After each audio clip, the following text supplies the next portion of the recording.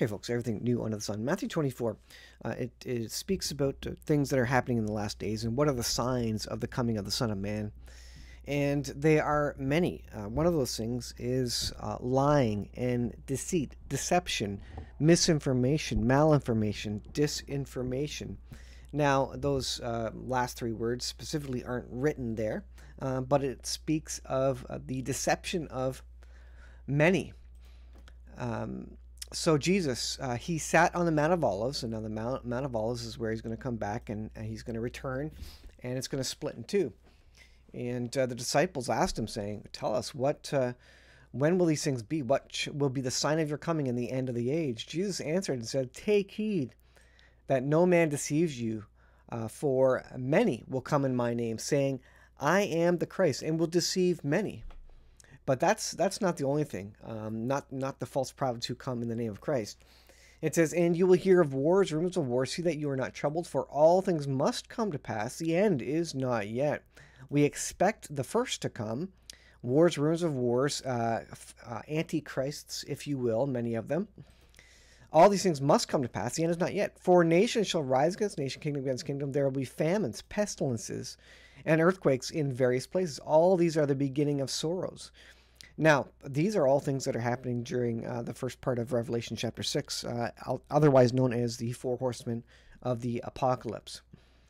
So I believe the four horsemen of the apocalypse ride in the first half of the 7-year period, possibly starting any time now, as we see authoritarian governments, government control, lockdowns, censorship increasing in these last days, as the Antichrist wants to take as many with him as possible, lie as much as possible so that people don't know the truth and can't find the truth, and to control as many people as possible, because he wants to be God. He wants to control everybody, and he thinks God simply controls everybody. So let's go on here. "Then they will deliver you up to tribulation and will kill you. For whose sake? Well, for the name of Christ. For my name's sake," says Jesus. We will see tribulation. That is biblical. That we will all see it, some form. Maybe some of us more than others, but we will see it. We are told to expect it. We will be hated for the name of Jesus Christ. "Many shall be offended, will betray one another." And read betray also. Many will lie to one another. They will hate one another. Look at the division in the world today. "Then many false prophets will rise up and deceive many." I suggest that this isn't just kind of religious prophets, but just people prophesying or speaking something, and they will deceive many. They will they will give you misinformation, malinformation, disinformation. And because that exists, because lawlessness abounds, because sin abounds, and therefore lies and deception, the love of many will grow cold. And what that means to me is that people will not trust each other. They will stop loving each other because they won't know who to trust anymore, and they will just be fed up. There will just be lies upon lies. No one will know what the truth is. The truth will be so diluted and confused in the last days that people won't know, and it's going to be harder. And it's going to be harder and harder to know what the truth is. And this is why in the last days God gives them over to a strong delusion. It's so thick that if they don't know Jesus Christ, and they haven't taken an opportunity up until that point, that those people are then given over to that untruth, that lie, and they accept the lie, and therefore they accept that's their eternal decision at that point. That's how things are going, folks. God has designed the situation, and he knows what the devil is going to do. And the devil's going to take as many people as he can with him. And there's not going to be anybody sitting on the fence in the last days. And they're going to be forced to get off the fence if they don't move off the fence. And they will be so confused and deluded by the lies and the misinformation and the redirection that they will, if they're already leaning that way towards a godless and Christless life, then they will basically be set in their ways at that point. "But he who endures to the end shall be saved." So those who have faith in Jesus, where that faith endures, he will be saved. And the gospel of the kingdom will be preached into all the world as a witness to all nations, and then the end will come. So God is not going to leave anybody without the message of the good news. He will give all the chance, the opportunity to know it. And then we get into what's referred to here as the Great Tribulation, obviously not in the original scripture, but it speaks of the abomination of desolation. Now that happens at the midpoint of the 7-year period, where the third temple is rebuilt, and that the Antichrist gives that to the Jews, because maybe there's been great persecution on the Jews. I wonder what's happening now in Israel. Great persecution, right? And there's going to be even more than that.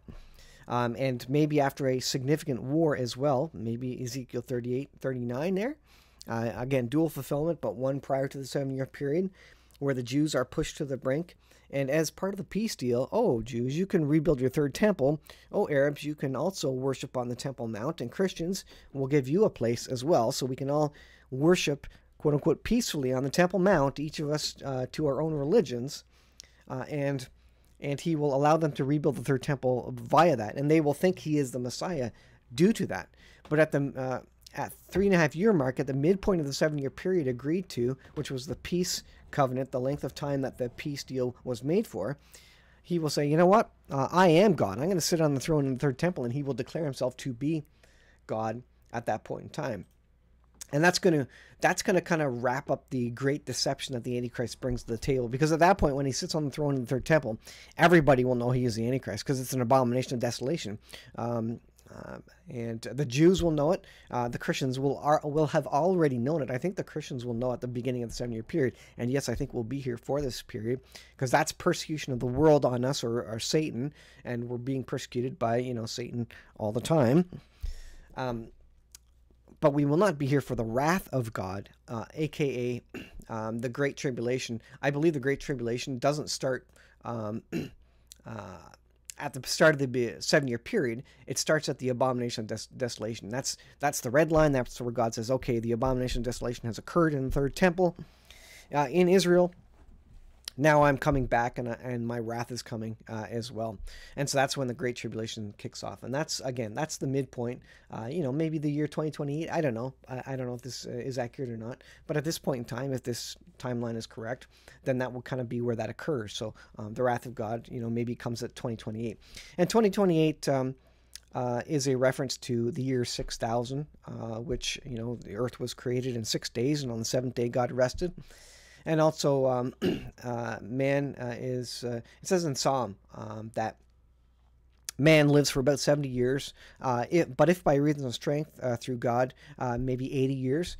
And how old is Israel going to be in the year 2028? They're going to be 80 years. They turned 70 years old as a nation from 1948 in the year 2018. I believe it's 2018. Do I have that written there? I don't know if I have that written there, but oh yeah, 2018. You can see there on the left side above the blue line there. So 2018 is where they turned. So that's why I say, somewhere around that 2028 mark is the end of 6,000 years, which is the end of the time of man on this earth. So anyways, let's get to some of the articles which just give you an indication of the lying, the deception, the misinformation, the malinformation, the disinformation, etc. That is going on. Start with censorship. This is your hedge. Irish government moves to crack down on free speech after anti-immigration riot. So an immigrant, stabbed some people, a young child, I believe, and they rioted in the streets. I'm not saying that's right, not saying that's wrong, but the government's now, to control this, because they can't control the populace anymore, they're starting to censor free speech. They're saying you can't do this. How did this work before without all these laws and enforced by the government? Well, because we were mainly Christian nations, or mainly, Islamic nations, and generally the populaces divided got along within their own people groups, within their own cultures. But now as they mix, the disagreements are coming to a head. People are starting to disagree on culture and religion, and so we see more of this being fomented, more disagreement. And so the governments are coming down saying, no, immigration is good, but to manage the disagreement between the cultures and the languages and the religions, we're going to say you can't say this and that to keep the peace, right? So I think you grasp that situation there. Um, A whistleblower. This is LifeSite News. Whistleblower leak reveals missing link in government private collusion to control online information. In the last days, the Antichrist will control all the information. It will be a world government. They will have world surveillance. If you say something they don't like, say something against the world government or against the one world leader, they will get you for incitement, hate speech, whatever it may be. They're going to call it whatever they need to, in terms of the public greater good. This is, which this one? This is, this is a different one. This is about the military. American military news: heart issues skyrocketing in military. U.S. Navy medic says. So you can guess why that might be occurring, right? So pay attention. Myocarditis. There you go. So pay attention, folks. We've been duped throughout not throughout U.S. history. I was going to say that we've been duped throughout world history, and I think history will prove again that that many people were duped. Not me. I saw this from the start. I thought it was fairly obvious, fairly sketchy from the start. There was a lot of information even at that time, but there you go. But they're not stopping pushing this. By the way, there are countries that are, but. Anyways, this is something from Israel. This is War News 247. Serious problem for Israel. Iran with Su-35. Iran is getting equipment, fighters from Russia. There is an alliance there, and in the biblical end times, there is an alliance between Russia, Iran, and Turkey. What do we see happening now? Iran is getting loaded up with weapons, firepower. Weapons, missiles, etc. It says Israel's margin of attack on Iran are beginning to narrow desperately as Iran's defense minister confirmed the finalization of the supply of Su-35 fighters, Mi-28 attack helicopters, Yak-130 trainer aircraft. So Iran is getting geared up with enough equipment that is getting to the point where Israel won't necessarily or can't confirm that they can defend against it sufficiently to protect its population. This is the turning point where Israel says, okay, they have too much equipment now. We don't have a high percentage of stopping them from destroying the country, killing the population, whatever it may be, or attacking, invading. At this point, we need to do a preemptive strike, and they're getting very close to this.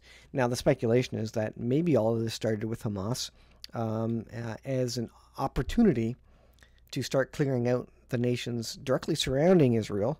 Think of Psalm 86, Psalm 82. Psalm 82, I think, is the chapter. Anyways, the inner circle and outer circle of nations, that prophecy there speaks to kind of addressing the inner circle of nations before they can kind of go after the outer circle of nations, which includes Iran as kind of a farther nation that they have to address, but they can address Iran before they take care of their close neighbors that are a problem for them, because if they hit Iran, all their close neighbors will hit them immediately from their borders, so they need to kind of clean up directly around Israel before they go farther afoot, and that's one of the issues with this.